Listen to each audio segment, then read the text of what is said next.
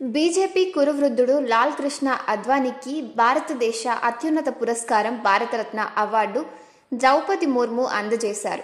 అద్వానీ నివాసానికి వెళ్లి అక్కడే ఈ పురస్కారాన్ని అందించారు.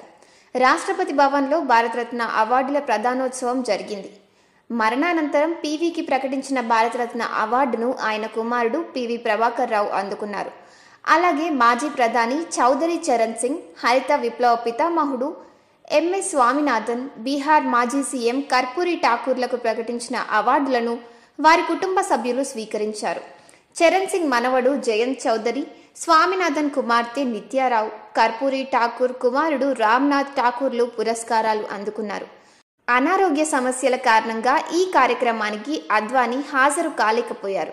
దీంతో ఆదివారం రాష్ట్రపతి ద్రౌపది ముర్ము స్వయంగా అద్వానీ నివాసానికి వెళ్లారు. భారతరత్న అవార్డును ఆయనకు అందజేశారు.